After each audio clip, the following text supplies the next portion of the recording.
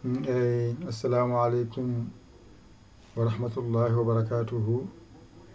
E bandiraɓe sehilaɓe janggiyankoɓe ɓen garti kadi ekko bindol on jii so waɗi dani on jiide waɗi dani ay nandi wona ɗo noon o waɗi ko dani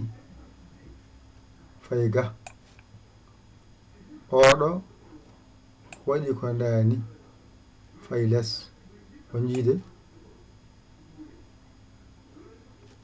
jonon oɗo wiyete ko dia oɗo so ari ngara kofaɗo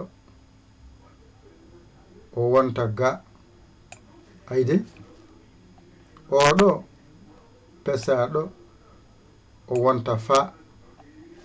ay oɗo pesaɗo o wonta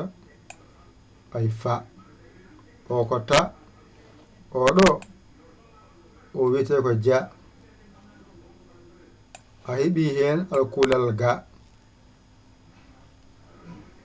keɓɗa hen alkulal ta ay keɓɗa hen alkulal fa wona yide ɗum ɗo henne koko janonoɗa teskade bindol no wayata jonon ɗo nde mbaɗɗa ni nde mbaɗɗa ɗo fa ay sa wattiri dani tan o wonta ɓa ay o wonta ɓa ay ɗo joni o wontirima ɓa ay ɗo joni o wontirima ɓa nden noon sa waɗi dani oɗo so waɗini ko ba o so waɗini ko ba ko non ko ɗo ɓe certata o hofoɗo o wonta ɓa oɗo wiye ba ko ni wayi kofol ngal ɗo addi cerdol maɓɓe ɓe certi o wonti ɓa oɗo wiya ya ayde no ɗoni wonno ko dia ay ɗo tan gadduɗa ɗo o wontiya o dowri ɗo kadi gattirɗamo ɗo mbaɗɗamo ni ay ko ɗo ɓe certi ɗo waɗa ni wonta ƴa wadde ko oɗo woni ya o ga woni ƴa ay ɓe certi seeɗa wadde teskuyema wona ɗon on waɗi ni wiya da on waɗi ni wiya da joni ko ɗo ɓe certi kofaɗo wonta ɗa oɗo woni da oga woni ɗa ay ɓe certi aɓe certi jonon ɗo on kolnomo ɗo ko na ɗo ko na ɗo ko na ɗo ko na ay ɗo ko na ɗum ɗo on kolnomo ɗum ɗo woni na o ɗo to woni na haaɗi ɗo noon ko pesgel ngel ɗo addi wiya ña addi wiya ña ay ña ña ɗone ko pesgel ngel ɗo umori ko dow naatiri ɗo on saha keɓɗa ko wiyete ha ay ha ay ɗo keɓɗa ha ay teskede waylima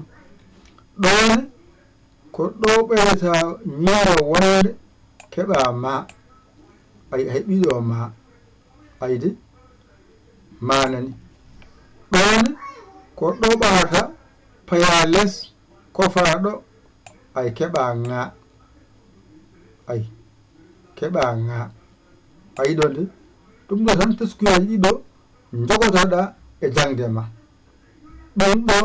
ko ni wayata ɗum ɗa ko ni wayata teskuyama wona ɗo ko jangde codol batta teskuyama so woni alkule tan tampintama annatama heddo masɗe ɗe ngara naata hen wela jangude kala alkulal ngal keɓɗa masgal naatani hen jangotako andir noon gila law masɗe ɗe ɓowe jangotako alkol ɗe ɓowe jangotako maɓe ndenda ɗe janga jono ɗeɗo alkol noon jangataɗe so tawi fooɗani hoto foot so fooɗi foot so siddi siddu so siddani hoto siddu ɗo woni jangde ganda no fooɗirte pooɗa ganda no siddite cidda ganda ko fooƴani mbasa foodde ɗo jangde ma woni toskuyema kadi e wonɗo ƴettangal ɗo alluwal aɗa ƴewtogal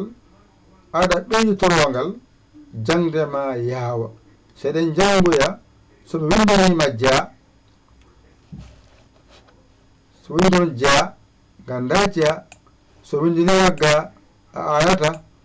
o ko yawon ɗo kanko tan woni ɗo henne ko gotum ayi so windinima ta a ayata so windinima fa a ayata so windinima ɓa a ayata ɗo han kadi ko hakkude ba e ɓa hakkude ya e ƴa ɗo ko hakkude da e ɗa ayi ɗo non ko ciwdal na ña ha ma ŋa ɗeɗo tan janguɗa hande ƴettaɗe mbañitoɗa ɗe jangaɗe ɗigga mbasa amde ƴeewa bawɗo ɗakkoɗa sara makko o walluma ha jiitaɗe mbawaɗe jangude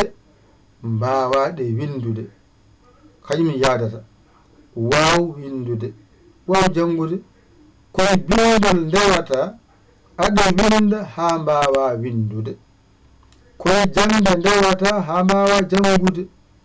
sa jangani a windani andu majjere ma yaltani alay sago noon so windama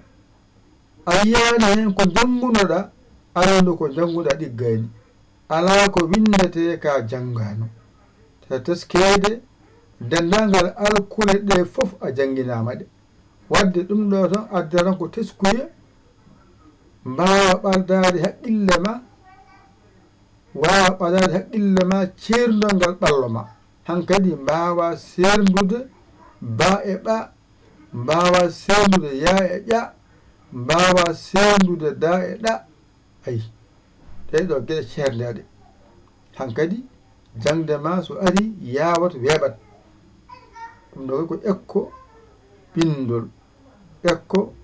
bindol ƴeew bawɗo ɗakkoɗa sara makko o holluma mbañitoɗa jangga e ɗigga a dañani noddu en 00 221 77 906 14 81 ngara caggere saggere ma ngara caggere saggere ma a saggani ɗum jinmi an goɗɗo kadi jiɗo nadde bisimilla ma a haɗaka arde ngara e oɗon numéro ngara kala indema yettode ma min nannoma janggen a jangana noon hoto yejjide wallude janguinowo hoto haalani a janginama aset a jangi alet a jangi eltine a jangi talata alarba gadda alarba ma tawa haalnaka gadda alarba ma tawa haalnaka yo Allah wallu yo Allah newnu yo Allah reen yo Allah won gondiɗo ko musidɗo mon guiɗo mon saabu Allah Yaya Ly Kaolack Sénégal alhamdulillahi rabbil alamina on jarama wassalam.